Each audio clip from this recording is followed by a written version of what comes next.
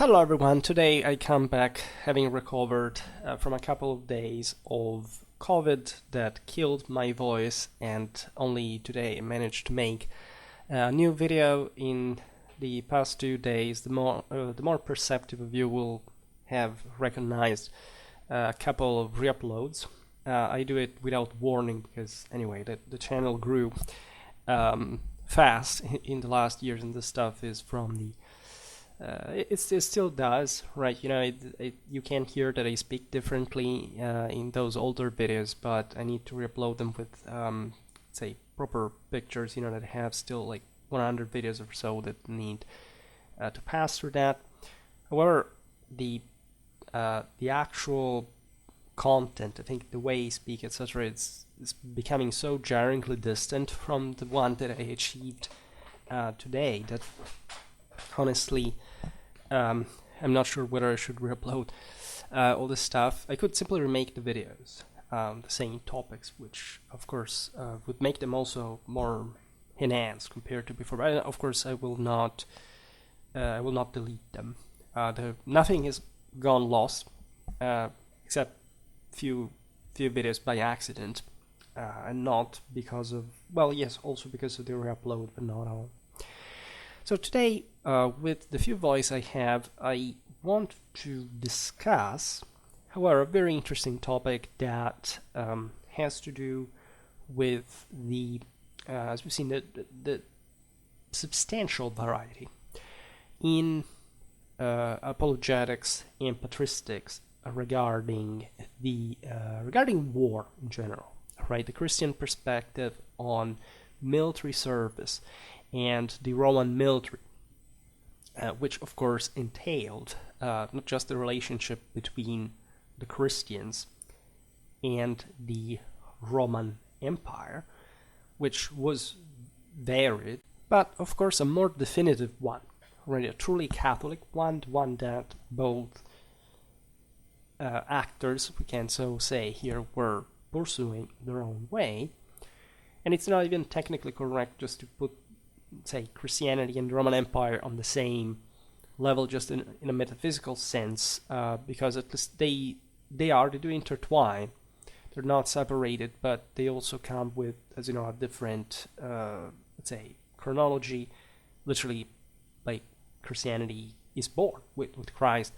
So, but there are roots at the same time. Christianity outlives the Roman Empire, but the imperium had always been there, and so it's essentially how, in fact, these two actors do relate with it, and consequently with one another.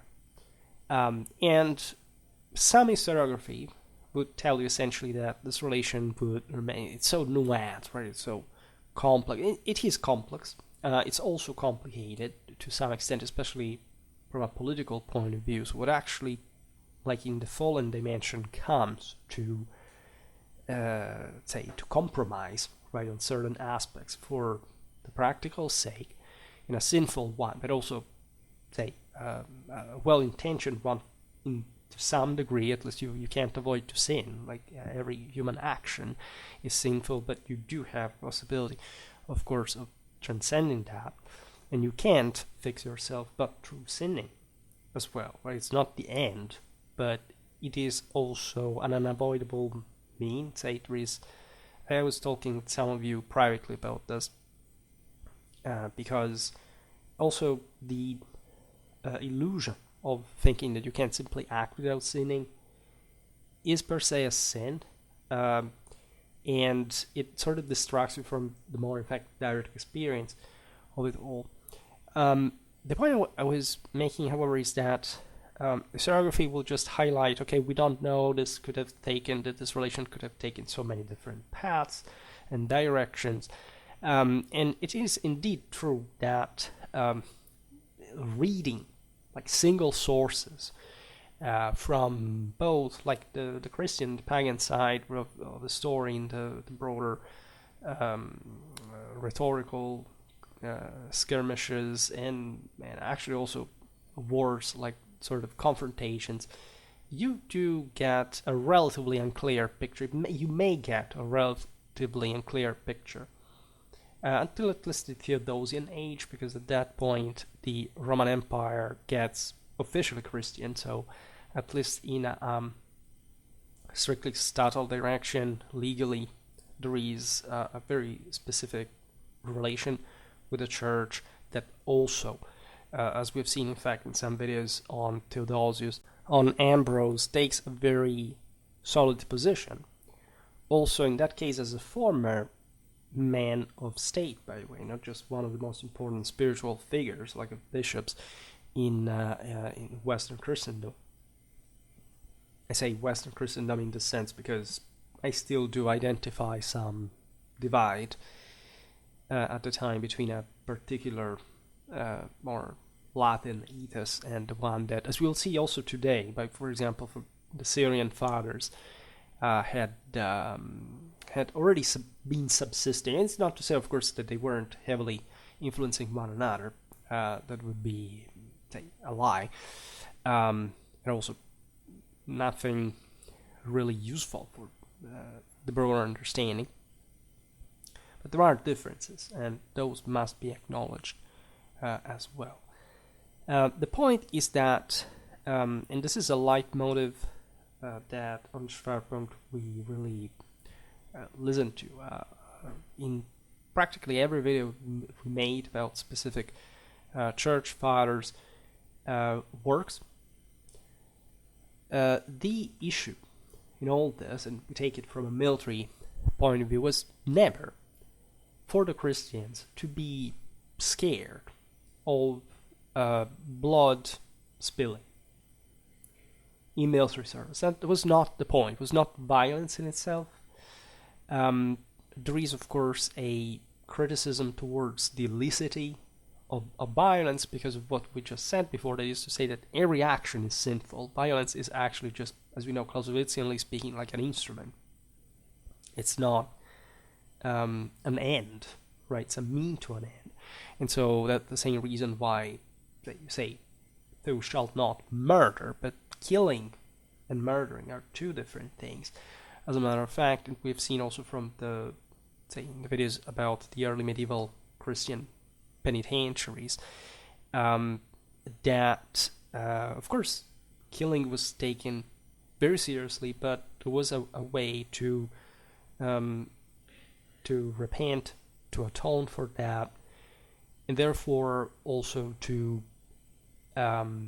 frame violence in a sort, as we were saying before, within a positive endeavor that was especially true traditionally for the militia proper. The fact that you couldn't really achieve divine transfiguration without having actually killed. Of course, there is a metaphorical aspect to this, but in the idealized divine standard of that has actually already accomplished that. But as we were saying before, you have essentially to kill through the world in order to surpass yourself, and surpass the worst of your enemies, in order to prove that you're superior to them. So we'll not be talking specifically about this, but it's incredibly important to stress that, to remind, if anything, because this is well known, at least hopefully among the literate people, that Christianity has absolutely nothing to do with pacifism. The Christian message is just by definition not a pacifistic one, right? It can be pacific in the sense that, say, it ultimately aims at peace, but the means are expressly belligerent, and for the fallen human this does not mean, in fact, just a metaphor, but the actual reality of the world that has war and will always have war until God will take once again everything back to the one. And this is why, in fact, the same church has to preserve the world and essentially guide the imperial hand through that bloody path. And again, we have seen it in different videos. I will post the link down below in top 6 comments as usual. So while each voice that was heard, like in this say not pre-legalization, but probably even pre-Christianization, right, of Rome, right, and consider should be heard and considered, not just before the Christian legalization, but probably also the Roman Christianization, be evaluated in its own context, taking into account the reasons, motivations, and sort of environmental factors that shaped it, it would still be inaccurate to deny that at least the Christianity at this point, it was also pretty already like the synoptic everything. Say it was incredibly precocious in its own fundamentals, right? The fact that there were other currents, that there were other gospels, for example, that was a general, of course, deviance also by different heresies later on, even based on the original nucleus, doesn't first of all have to make us forget that, contrary to what is commonly said, the bases of the New Testament are incredibly quickly established in a historical sense, right? The people say, "Oh my God, but we're so after this time." After how much time? Not a few at all, and it's especially not obvious at all that we can trace the actual historical evidence of those so early in time that, after all, the entire doctrine is so, and the sacred texts are so innerly coherent, right? So actually, if anything, it's an incredibly solid tradition, and an incredibly old one as well, that supports very much the sort of the original. We know too few, of course, about it, notoriously, for saying anything better, but at least the fact that there was, of course, a very strong connection with Christ. There is Christology today doesn't even take into consideration historically the figure of Christ, because that much that we know, at least in a strictly evidential sense, about the person, about the historical figure, because that much that we know is there, right? It's not that we have found, which is again abundant, right? But it's just like we know what it is, and we haven't added anything. Like, so what we had to study about it, we know it, right? Christology mostly today looks at of course, like the Christian message in relation to previous sort of communities' beliefs and influences, etc. But when you look at also the same early organization of the church, you realize that the positions that were essentially established, say generalized and fixed, right, through the great ecumenical councils, were centuries later, were fundamentally all there. They had the nucleus had already been established, and this is not much about, again, some, as you've mostly been told, random. Okay, there was this weird guy that said it was the Messiah. This was a very particular Catholic stand towards not just the empire that, of course, at the time had taken over the world, but the same point that the human path had reached for the divinity to dialogue accordingly and changing, therefore, the same nature of the empire. The general fundamentals, and this is what is often, you see, what's the missing bridge, is that we have been fed with this narrative that Christianity was something that continuistically had nothing to do with the previous system of beliefs. And this is not to minimize, of course, the meaning of Christianity, but you can understand this only if you understand how Catholic this message was, how much, as much as Catholic the mission of the empire had been.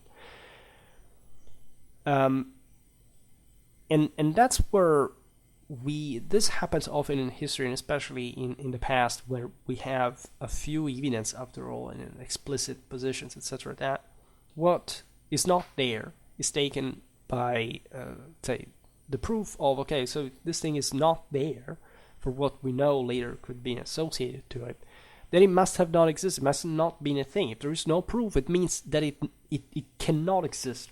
Not that we do not know that that was the connection, but that in absolute terms, since we personally do not know this, then it must have not existed. Right? This is the general mental illness to which we've been habituated in a totalitarian way. This has absolutely nothing to do, of course, with the opposite of pretending that something is there, even if there is actually no valid reason to believe there was. Here is the point, the validity of reason. And of course, the fact that the fundamental Catholic beliefs of any subject of the empire, because also for Christians and Jews, that's what we're talking about, was about, of course, the preservation of the empire, the relation of the man with the, of course, terrain power. This, of course, is addressed in the New Testament. And it is done so in a way that is often said as, is often heard of as, that's in fact something you should get rid of. You shouldn't even consider what the earthly authority says. You should just follow Christ, and that's it. It's not simply it, right?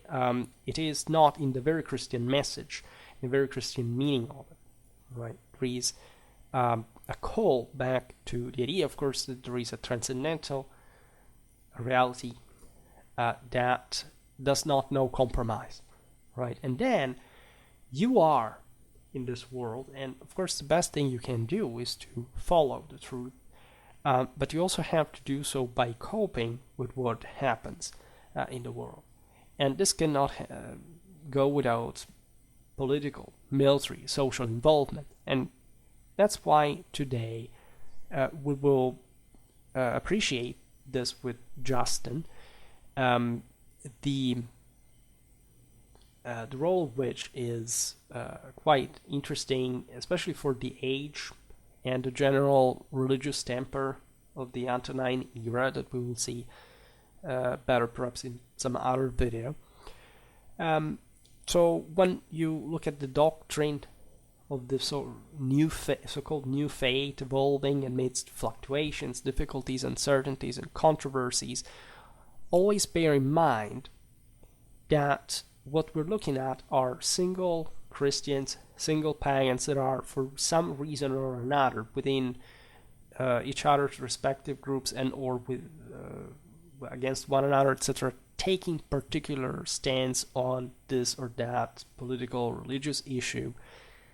And they're not telling you because there was no need to tell you what the ultimate point of all really was, right? Including like collective salvation. It was really the same for all of them. What they were mostly battling over was, of course, like the means, how to achieve that. Who are you to claim that you have the means to get closer to the one and contributing better to salvation in a world that was seen, of course, as difficult to keep together and tormented by war, by, of course, the development of a state was becoming ever more effectively pervasive, at least in the sense that Romanization in Justin's times, of course, was heavily sought after by many people that thus had to confront themselves not just with a race of foreign conquerors that had simply taken over their lands, but that now had to participate as kivas from their own respective cultural, ethnic, say, different spiritual backgrounds that, however, revolved all around the same universal principle, right? And historically and philologically, this exercise is very interesting because even within the same author, we've seen it in other videos, comparing passages written at different times or for different purposes, we can see contradictions, shifts in opinion, and rather than attempting to smooth over these differences through forced leveling, it's of course essential to highlight them in order to clarify the significance of the choices made in that specific context. What we should, however, keep as a point of reference is that the ultimate compass in traditional doctrine could not be leveled, right? And or at least there is only one truth, and of course the entire struggle around these beliefs and the quite also bloody outcomes at some point that, however, were not, say, the more representative ones, in spite of the dramatization of the Christian sort of Roman pagan relations, shall in fact be forgotten, right? And for this reason, especially when you look at the post-Constantinian Church and the underlying reasons that drove its choices, like, you can't fail to see how immediately more obedient, for example, Christians were towards the Roman state once that this had started essentially to counteract parts of itself, especially welfare and assistance to the same church, and especially how way more embracing, also probably in the defense of the empire, so in preemptive war, Christianity became explicitly, especially from Theodosian times. Today we talk, as we were saying, however, about substantially earlier times, which makes it all the more interesting because, and that's why I chose this topic, it shows how early, right, the Christian ideas of essentially absolute acceptance of Roman victory as a form of peace attainment were considered in a Catholic imperial sense, right?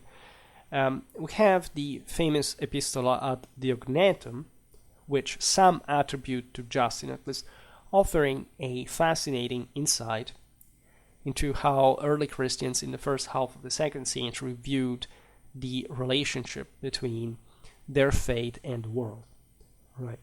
So it is suggested that Christians can seamlessly integrate themselves into earthly reality, even being encouraged to engage in various activities and avoid a life of inertia, right? This is a very important Catholic stand because it highlights how, of course, first of all, as we just observed, you couldn't be simply a Christian and being, if you had been outside the Roman Empire, any other power would have obliged you to perform some sacrifice, to at least be part of the community, not unmarginated. So this was not a problem with Rome as a whole that offered a much wider range of opportunities.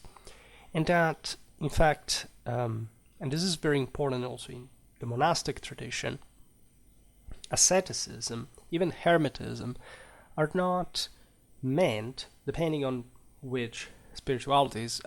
Before I was telling you how, like, the Syrian fathers were a bit more rigoristic in that regard. That's not something really that in the West develops in the same way, because yes, you should tend towards the infinite, but there must also be a practical purpose on the measure of your own personal achievement that may also be a better, say, more genuine, less sinful option than thinking you can shoot that far and then naturally falling short of that. There is some positivity in it because you should always do both things. From one side, you should test your own limits. From the other, you should maintain what you have treasured in that regard. But there cannot be a Christian isolation from the world in a strict total sense.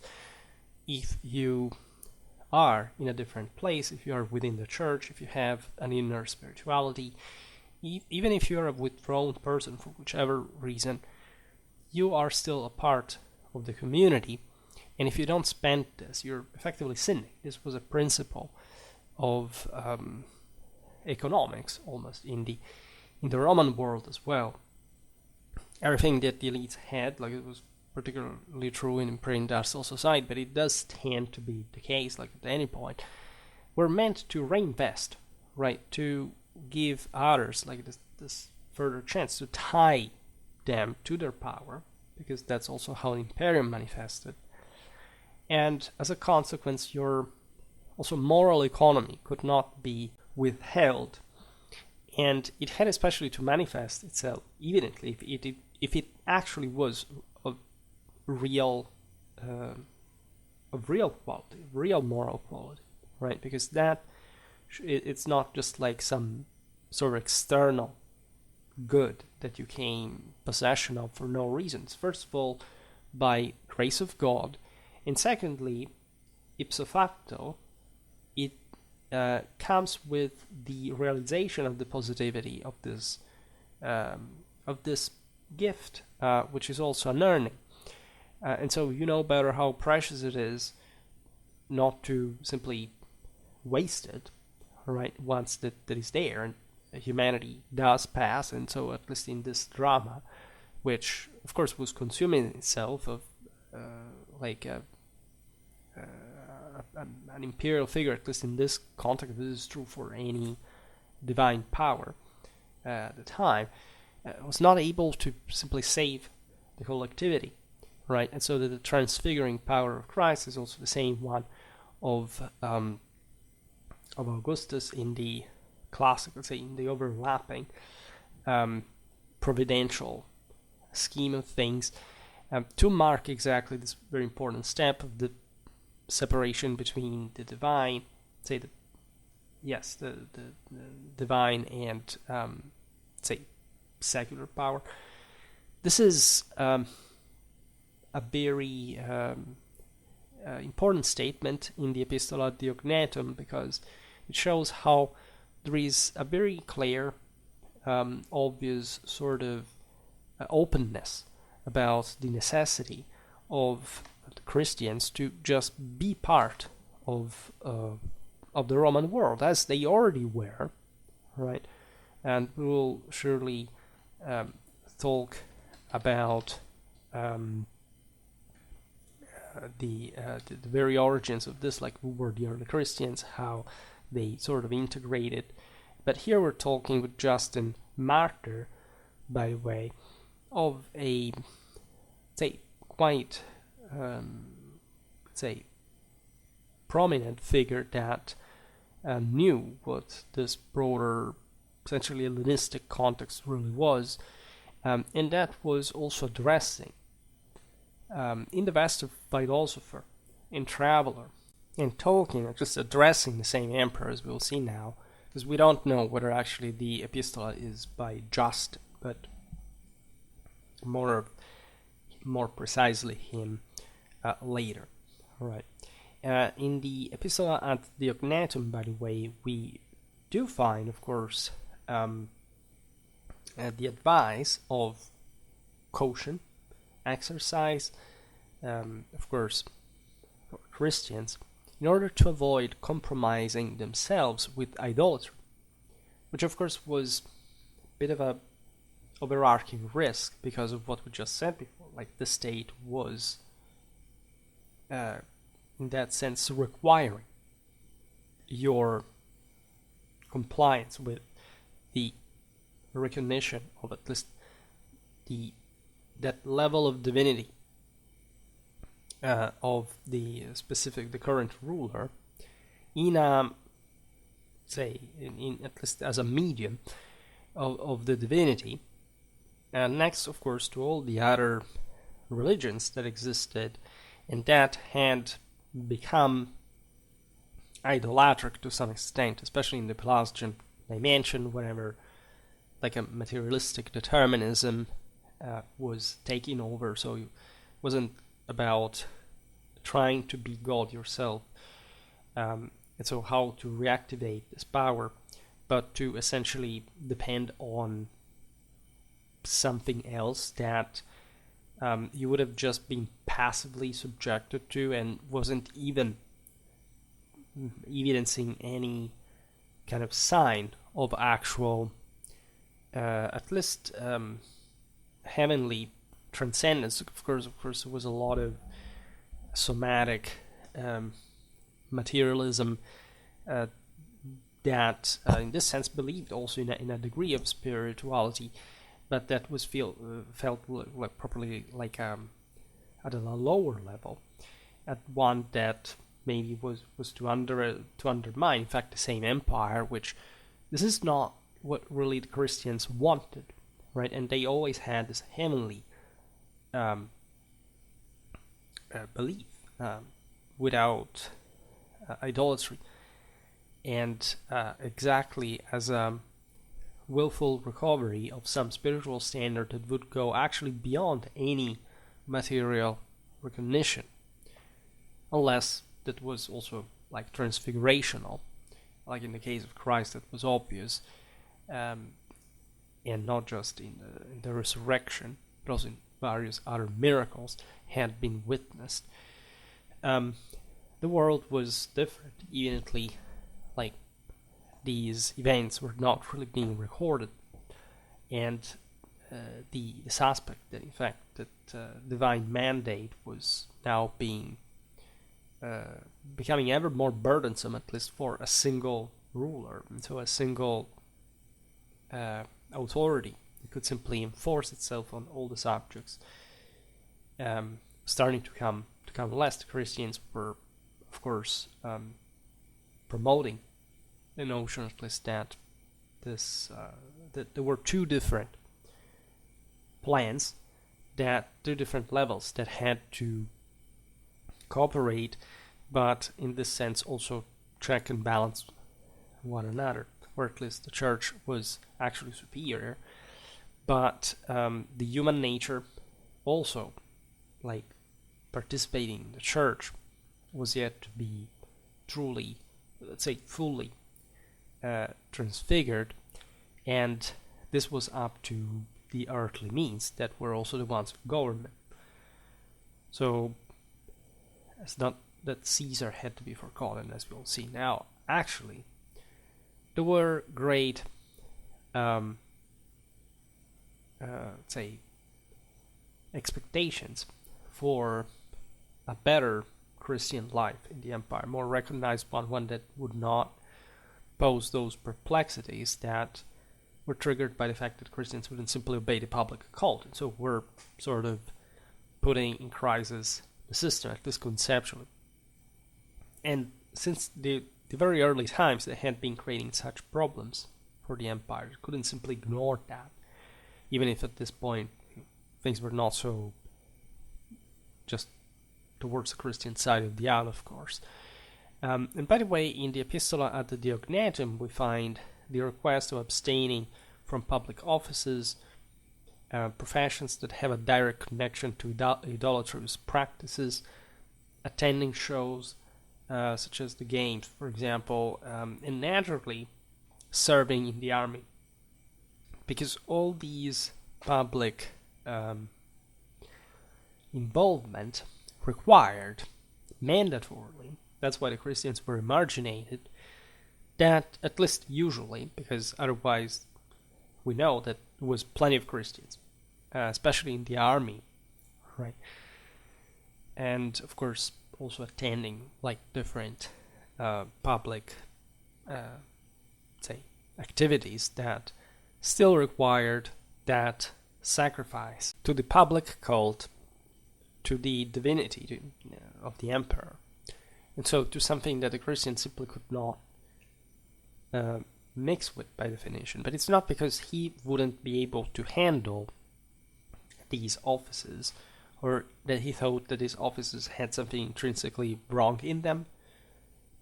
This would be very interesting to analyze for each and every one of these contexts, because, for example, also gladiatorial games, as you know, for example, were banned Christian times, but the general ethos behind, again, the idea of sacrifice, the necessity of being a soldier, just being able to defend your country, and to having this level of violence, also a level of self-identification for, like, as a triggering force of some greater power, was surely not alien to some Christian. At least those who served in the army surely had it very, very clear in mind. So you could have criticized, of course, the gladiatorial games, because they really seemed something more gratuitously violent, but there was actually a deep religious and national Roman meaning next to that. It was probably one of the single most intimate sense of romanity is the gladiatorial games. It's not something that belongs practically to any other people, unless we look at some practice that, for example, the Germanic tribes had, something or a form of entertainment connected, of course, with people killing each other. But you don't find really the arenas in the eastern part of the empire, because the Greeks did not believe in that, for example. The Romans were much closer to the necessity of blood spilling in order to save themselves. And this is actually something that, in the same Passion of Christ, is at least seen by many other peoples, including the Merovingian Franks and their emetophilia. In fact, that was part of the blood, like of the human sacrifices that were still actually conducted at some point as a form, of course, of tribute to the divinity, as mostly slaves of war and things like this. But don't underestimate how intertwined these things were. So, passing to Justin proper, as at least the Epistola may have been by him, but we do not know. During roughly the same period, so we are in the mid-2nd century, Justin addresses his first apologetic work to the Emperor Antoninus Pius. We've never made a video about him, but you know that he was involved, like in like a sense of redefinition also of the morals. The Pius does stem part for his strictly religious concerns. There is a beautiful basis of his column giving probably the single best iconographic depiction of the spirit of the Imperium, of the transfigured imperial soul into divinity, and that was already coping with the Christians, also in a context of, as you know, general defense of the empire. So one that had seen the traditional imperial capacities mitigated, right, in this more defensivistic and so regressive side. Naturally, it's not to say that, again, that the empire had to simply just go in that direction, that, I don't know, Antoninus Pius didn't know how to manage the empire because it was less aggressive than others, whatever, but at the time, at least, we could discuss this, actually, because in fact, the older narrative was something along this pattern, and with some distinctions, it can be resumed, because at least in a political sense, but not only, this was a matter of public expectation, right? This was not just like a static empire where people living in it, making it, right? And if the situation was not particularly positive, or there were some particular issues connected exactly with the exercise of the Imperium, things would get could get critical, right, and destabilizing for the system. So Justin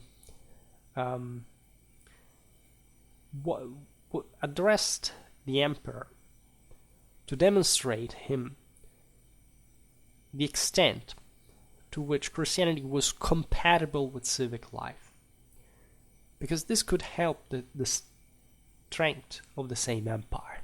All right, Justin believed that if Christians were placed in a position where they could fulfill their duties without compromising their consciences, they could be model Roman citizens. This is in Justin's Apologia 1. And it's an incredible concept because, as we will see, of course, it's somehow it would have been somehow impossible given the fundamentals of, say, the Roman imperial religion and law as it had come to develop at that point, and the Christian doctrine to simply, like, okay, well, now Christians can be simply Roman citizens if you just let them avoid sacrificing to the emperor. Like the empire would have collapsed, or at least it would have collapsed in the pagan sense, and this is what would happen later. Essentially, yes, Christianity is legalized, but it is because it's going to Christianize the state as well. All right, so it would have, here Justin was just providing with a paradox of some sort. If you had the Christians just living in the empire without limits, due to the fact that they would have not recognized imperial cult, they would have performed the same, not even better in some cases, citizen functions of all the other Romans. It was a way of saying to the emperor, look, we are well intentioned towards you, towards civilization, towards Romanity, right? This is not our problem. The problem, of course, is higher. It's actually the bigger deal. It's like this is not just about the Roman Empire. This is about what the Catholic tradition had been for millennia, right? This trade would have entailed making the Roman emperors denying that they could divinely transfigure the world, right?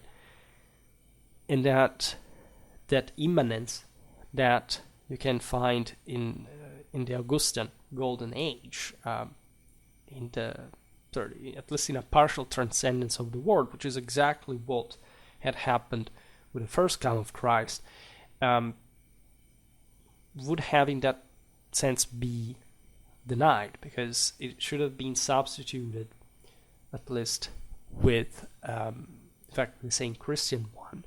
And just as it would have in fact happened later, here it's not explained, of course, because it had yet to be, but the only obvious consequence is that at least the emperors should have been somehow subordinated to the church, right, and comforted spiritually by it. And this was not yet feasible in the first place, but it was just a time also in properly Roman pagan history that would have not been seen as a big deal. This was actually a moment of substantial prosperity of the empire, at least in an internal sense. It was, however, giving some sign of stagnation, some sign of at least the stop of that Catholic function of complete world domination, as the empire had essentially stopped to expand from quite some time. With Hadrian, things had also been shrinking geographically, like from the Trajanic conquest. Again, we will see these things; they're pretty notorious issues. But you see, even there, Hadrian was actually an emperor very close to the army, right? And so the military mean of Catholic accomplishment, that here, this is the most beautiful thing of all, in Justin, is not denied but embraced. And in fact, I titled the video exactly after this, because I think it's really the most beautiful thing ever, right? Justin emphasizes in the same source, and this is not really a coincidence, given it was addressed to the emperor, that a Christian is faithful to Antoninus Pius, that a Christian is faithful to the emperor and collaborates with him to achieve peace, unshaken by the idea that peace can be obtained through military victory, the Roman way. This is of clamorous importance because it brings us back to the more strictly military side of the matter. Here we have a Christian in the mid-2nd century saying straight to the Roman Emperor that Christians are faithful to the empire and collaborate with it to achieve peace through Roman military victory. This is not just so important because of the positivity, the openness, the logic, the reason that, of course, Christianity had towards the Roman Empire in, say, in a historical or political, cultural sense, but especially in a Catholic one. What is just insane? It's just insane that the Roman Empire is the power, is the Catholic power that Christ has been born in, and that has all that providential role, meaning, and symbolism. But that is actually the one that can bring peace in the world through its divine unification.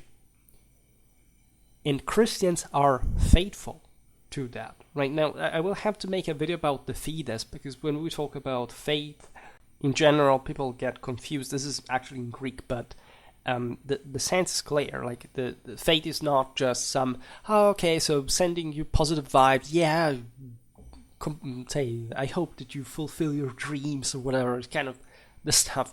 The fides has to do with an indissoluble bond in front of God for the properly negotiable respect of one another and partnership and sort of elevation to the actual deal that here a Christian accept with a Christian emperor.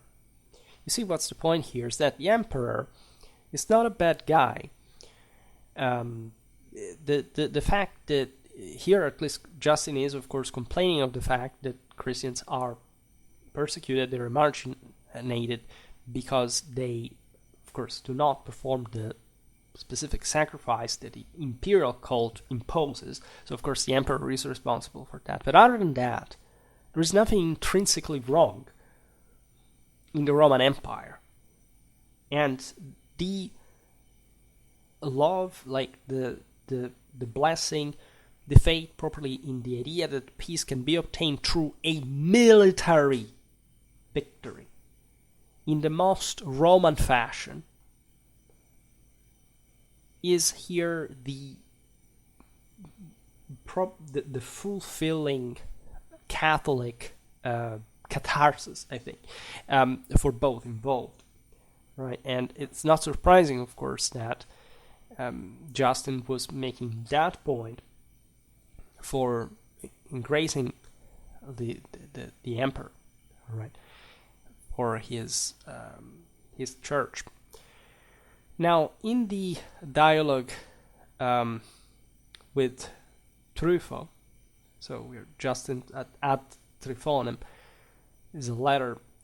Justin revisits the same theme of peace, highlighting the Christian concept of universal love, and referencing Micah's prophetic vision of a world where people will transform swords into plowshares and spears into sickles. Right. This is more of a metaphor because, of course, it refers to eschatological perspective after the second coming of Christ, and so a time that technically cannot belong to any earthly power. All right, but the same notion that, after all, the Roman Empire was already something like that, because at least there had been some heroic accomplishment that had won even the privilege of having Christ being born in the empire, had to do with the order. I made a video about the age of order. Specifically in the Romano-Celto-Germanic religion, but this applies in fact to everybody in that sense, that would see this order. This is of course reasoning through the traditional doctrine of hierarchy by cases and so on. And there is some sort of almost bucolic Virgilian echo here, but the idea that everybody would be absorbed with peaceful occupations as opposed to need to fight, because as we've seen, Justin is even okay that this peace can be achieved through war, through victory in battle. This was the actual point of the same Romanity, like winning the order, molding the world through a higher principle, and therefore having a world in which, in theory, no more you would have to fight, because everything was held by the sacred ruler, that, however, in a Christian perspective, cannot be but Christ. And so this is actually what in the Ad Triumphonem Justin actually means. In his first apology, Justin's attitude towards the empire remains thus conciliatory and deeply loyal. He goes so far as to assert that the symbol of Christ, the cross, is recognizable in the insignia and banners that, quote, precede your, this is Antoninus Pius, authority and power everywhere. Right? This is a beautiful and obvious statement. It's a bit like, you see, Flavius Josephus would literally write, speaking of the Roman eagles, this is an omen that they shall conquer all against whom they march, right, when they follow the eagle. And here, I made a video about the signiferi, by the way, if you're interested in the insignia and what kind of meaning exists behind that, but made multiple videos actually on Roman insignia, symbolism, and religious meaning, but we have to come back on it. So that it's even more striking that Justin, as a Christian, literally says it's essentially difficult not to see that. See, because Josephus would have not done it, even though, of course, he was well acquainted with Christianity. The sense was that Christians saw eminently in the same Catholic promise of the Romans the universal symbol of power for everyone. And so also in the Roman insignia, carried by the army to exactly remold the world as they marched on it, Justin sees the same Christ, because there cannot be, you see, two different levels. This is of power. This is incredibly important, because the narrative today is the one of the pseudo-anarchoid fourth estater that gets triggered by the fact that there are powers out there and empires. And he says, no, that's not a symbol of power. The armies are bad, like conquering other peoples, like it's always wrong and whatever. It's not.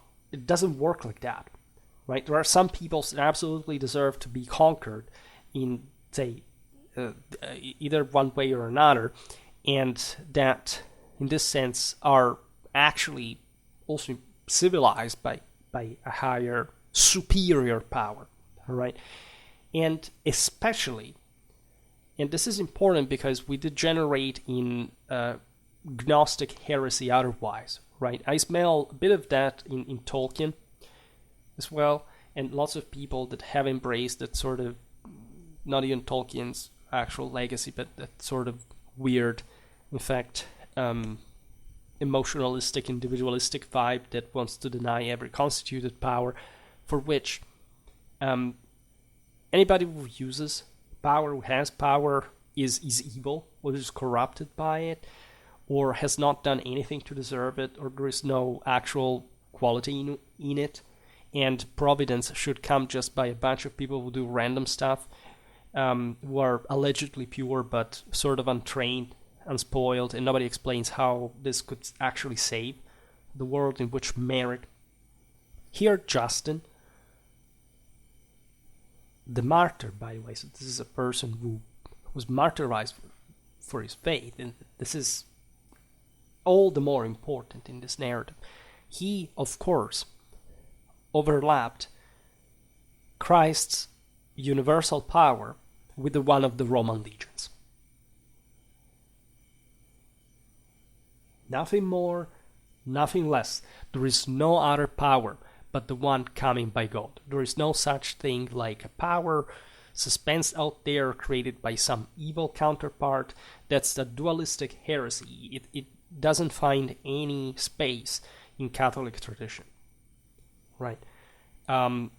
If anybody thinks like that, is under a superstition and a delusion more than else, because they literally create a power when there is actually just a lack of it, at least in the abstract dichotomy, and actually is denying power behind actual power and why that power exists. And it is not to say that power is not corrupted, is not sinful, as long as it is human. This is what the Christians here were objecting. It has a problem, right? But of course, that much power that the Roman Empire owns is coming from Christ anyway, is coming from God. And so even if this is not perfect, still there is none of that power would exist, none of those insignia and soldiers would be there, including the Christian ones that serve in it, by the way, and not because of, as we've seen, imperial cults were different ways also of compromising, but we'll see that we have already seen it in other videos, because at least the Christian martyrology tried to occult this a bit, but it was full of Christians in the Roman army since ever.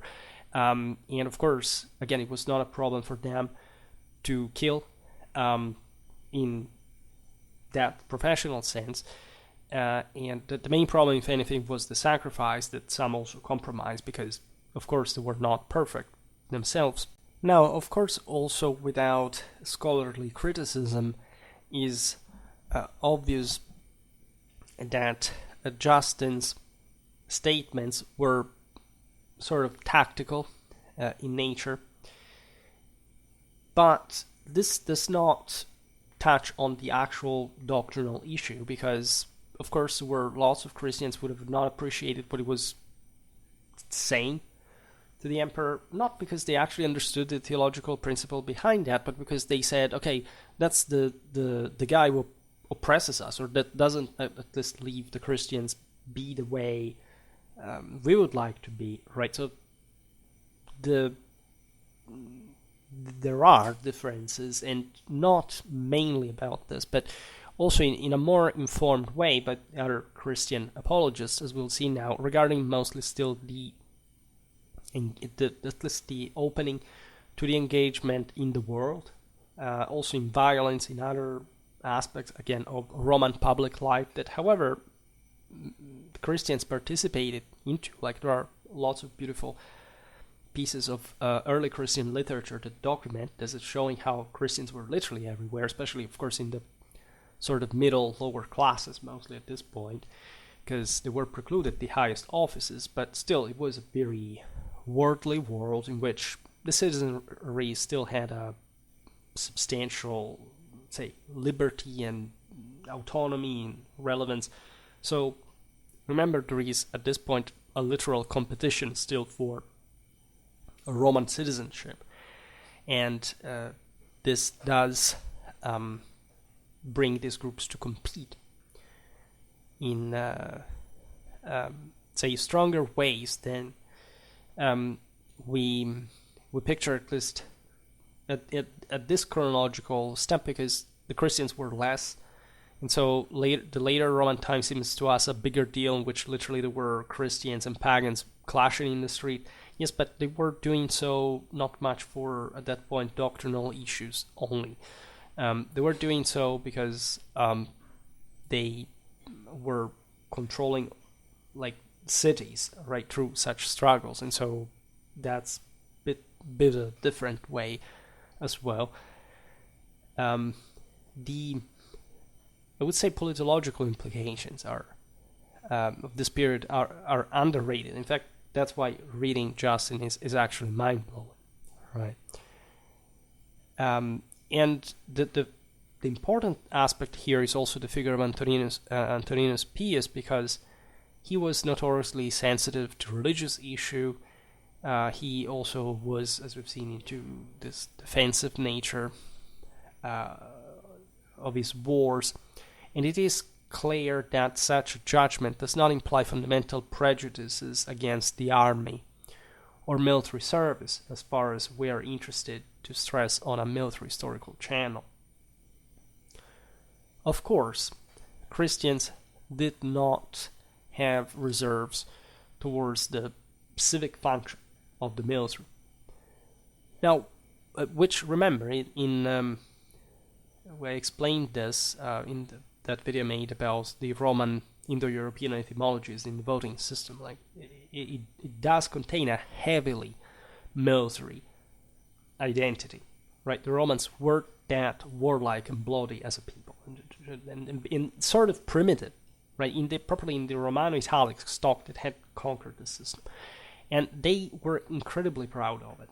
And the entire Romanity and its political foundation and the nature of the empire, the solidity of the same is literally founded in this. And so the Christians are relating with the same. That's the same reason why Paul creates all properly a language, a Christian language that is suited to the Roman lexicon that talks about war, fight, victory, because this was meant to evangelize, to proselytize among a people that fundamentally identify itself as sword bearers, right? The Militia Christi is all modeled around this principle. And again, I made a video about that. You can check that out. But let's say I would like these topics to be a bit more familiar to the average person, especially to the average Christian, but not always. Perhaps even more those people who have rejected Christianity or that have prejudices against it or just do not know what it is, and however own this idea that, you know, it's just one sort of meek, passive and subordinated way of to existence. This is not the point. Also, the historical ways in which society changed, the world changed since then, cannot be attributed to Christianity in a majoritary sense. I mean, people die out spiritually, and this is what happened. The same, in part, of the reason why Christianity itself had come around, right, to sustain a new level of this pretty precarious balance of human existence, and so it's a great issue that must be recovered together with traditional Catholicism. Now, as we were pointing out before, Justin's position is not the only one. It's not just the paradigm. There were other Christians who would express themselves in different terms, right? And that's why also you have to, as we were saying before, also to contextualize at every step of the way. And we can talk, in fact, about Justin's pupil, the Syriac Tatian, who wrote around 165-170, emphasizing the necessity of a radical disengagement from all worldly affairs, including military duties and war. His position is interesting because it also proves how the problem with the Christian participation in the world is not the individual merits of what is there in worldly activities, but the entire worldly experience as a whole, right? It's obvious that as a human, he's forced to that worldliness, right? And so that he will be there in the world. Otherwise, Tatian, or anyone for that matter, would have criticized these various contexts, right? So, including the military service, because evidently there were Christians there. The problem, though, is, let's say, more archetypal in nature. Let's say Tatian would not view these activities as separate entities again, but rather as integral parts of a world to be shunned, right? And the Roman Empire in itself was considered, say, as any earthly power that was not God's, technically, at least if it didn't have a purpose that was connected with the church, as it would happen later, because that's also what the point of the empire and other kingdoms would be, like also in the Middle Ages, where there wasn't eventually just one empire to control the entire globe. So the sense is always everything in human terms, in fallen terms, in sinful terms is so miserable that we basically cannot say make any concession to it. I'm researching for another video on transcendence, and there is properly a vision in traditional doctrines that basically assert that the individual that has fallen from perfection is essentially chasing a becoming, right, into something else that is the opposite of perfect, of ideal perfection, that cannot search for anything else, and that if it did would just run towards the abyss, which is exactly what humans do.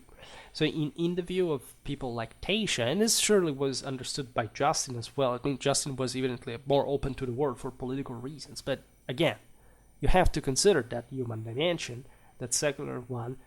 It does exist, and you have to live in it. So yes, we have all to think about how to escape the limits of our mortality, but concretely, right, what can we do also in this world to fix it?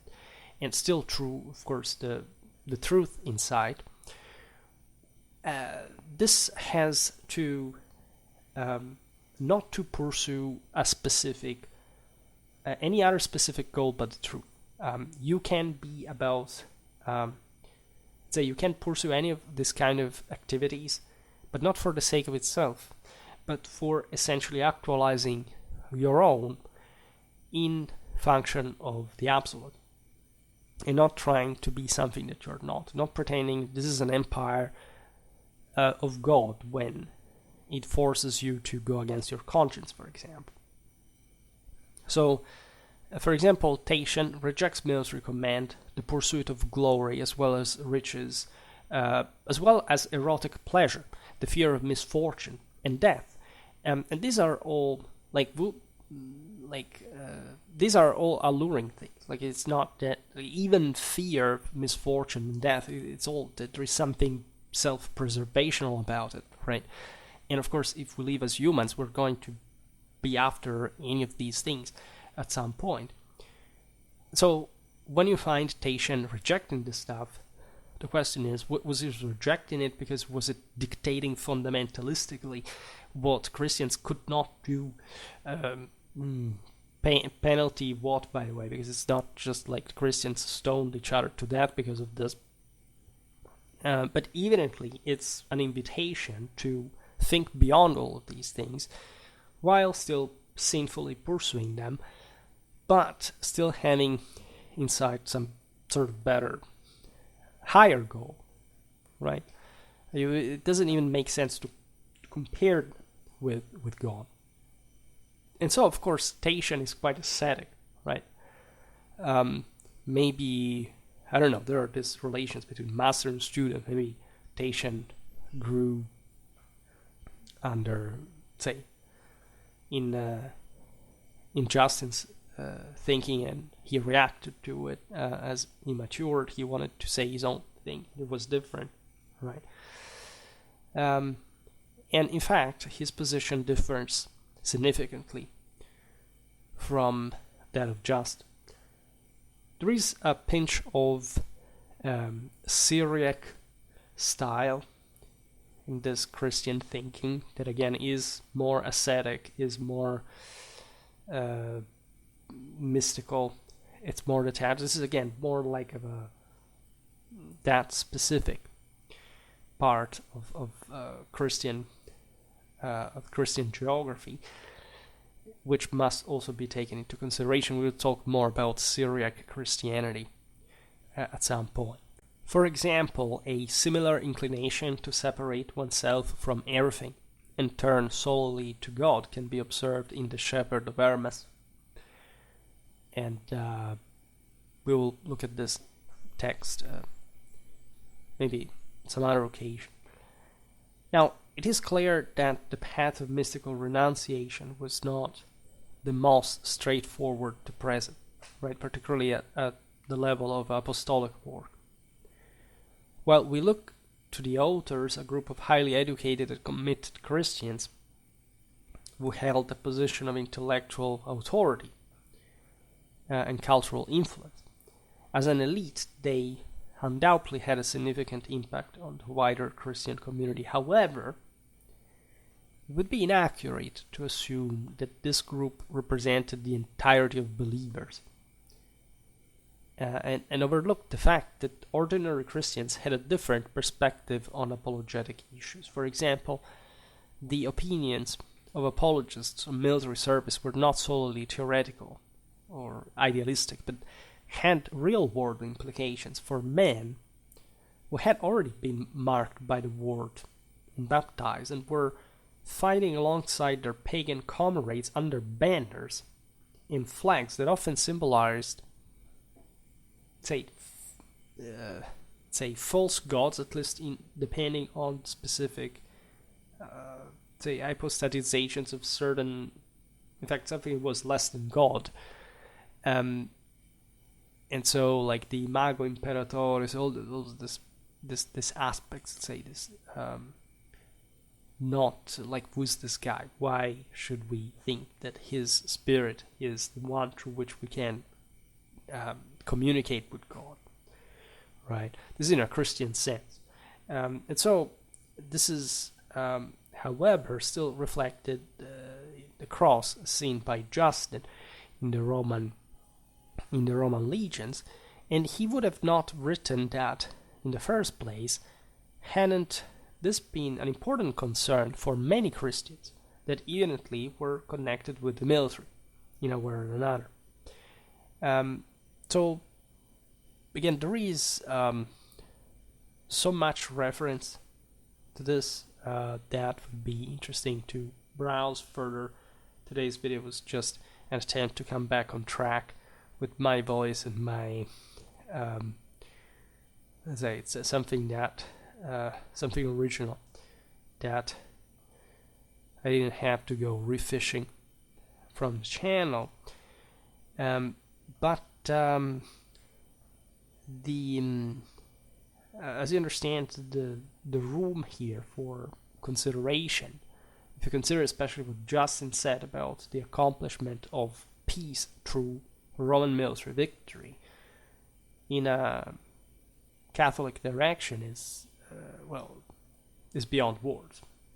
It is really amazing and would require a bit greater consideration. At least we're talking YouTube here, but even again, the general vibe in which this stuff is told is often, no, this is complex because, it is complex, but it doesn't mean that they weren't literally meaning this. And how often have you heard at a cultural, disclosural, popularized level anyone, first of all, talking normally about Christian theology or patristics, apologetics, and telling you, look, the Christians were actually seeing Christ in the Roman legions and were actually fine with the Romans making peace through military victory, as far as the Catholic preservation of the word was concerned. 2nd century AD. This is not like in Constantinian times. This is not even the 3rd century. This is even the first half of the 2nd century. They were talking probably the peak of the Roman Empire. And the Christians were already in with that, right? And they weren't, of course, fighting against it. So we have this more pietistic sort of almost senilistic, view of the Christian mystic that is skeptical and aggressive and refusing everything till the Romans give the empire gives them free light, and so they sort of hypocritically start to support it. That's not the thing. You have been heavily misled if you think so. And again, why don't we resume altogether the right vision?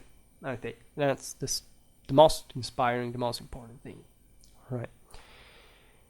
So we will surely, of course, keep talking about Christian history. I like to do it step by step. We mostly address this early aspect because, again, it's mostly the connection between Christians and the army, right, that I'm interested in. And so we look actually more often at ancient Christian history than, let's say, at least in these ideological terms. Not much just like, ecclesiologically speaking, we talk way more about the wolf. We talk less ecclesiology on a regular basis for the ancient world. But we should talk a bit more theology for the same Middle Ages more, which we hardly do, because in part, this is a choice, right? People have, it depends on also what kind of references you use. Like if you, let's leave it there, but you should make this exercise. Go pick whichever medieval history manual you have, or even one about the same history of religions. I mean, whatever it is that you can find Christian history on, and try to find any of this, and or try to find anything that actually explains the belief in depth in the ways we expose it more or less on Schwerpunkt, as opposed to like just a secular history of what single churchmen people did historically, but without telling you literally anything about why they did so, why they had those ideas, where those stemmed from. It's as if the latter part had been completely crossed out. I mean, it's not to say that this is censored or there is a conspiracy theory behind the access to it or anything. Like, if you want, you can easily access not just the texts that are the more interesting stuff, but it's plenty of books, of course, written on these topics. But consider how tacitly sort of aside the latter are, even when they're very well written by people who are even, maybe they're not even Christian, maybe they are liberal, etc. But of course they study the history, they get it right, and they tell you, and yet it's not publicized any freaking where. I may easily be the only person who does this kind of videos on the channel, and on YouTube, and you know that on the channel I technically could talk only about history of religions because it's not really a problem for me. I don't do it for different reasons, because of course it's not the only thing, or at least you cannot explain even religion if not so through lots of other important evidence that confirms it, its frame, its view. But just consider how many YouTube channels talk about this. I mean, seriously, we have basically this proliferation. You know that they make a lot of Indo-European history, religion, maybe not a lot, in the sense that we don't even make a lot of Christian one, but that I do, and that I'm looking forward to making more of it.